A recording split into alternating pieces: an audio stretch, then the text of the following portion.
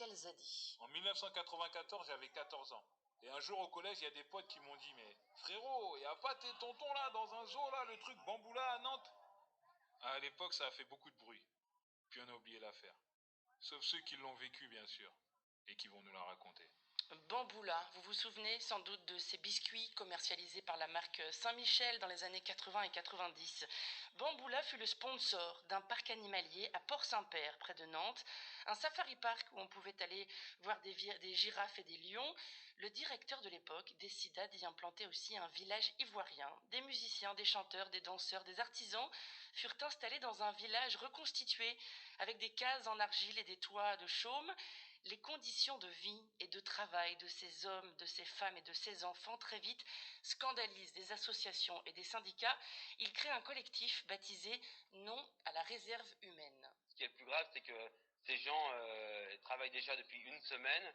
Il y a 2 fillettes de 12 ans, il y a un garçonnet de 10 ans et demi qui font partie de la troupe et qui assurent les représentations chaque jour. Ces enfants ne sont pas accompagnés de leurs parents qui sont restés en Côte d'Ivoire et ces enfants ne sont pas scolarisés et c'est une honte. Quand j'en parle, j'ai des frissons parce que je les avais trouvés dans un dénuement pas possible. On était à la mi-mars, les femmes qui étaient là, elles étaient en sandales.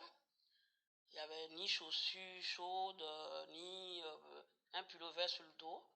Je leur ai demandé comment ça se passe là alors. Est-ce que vous avez vu des médecins? Vous avez vu? Ils ont dit non.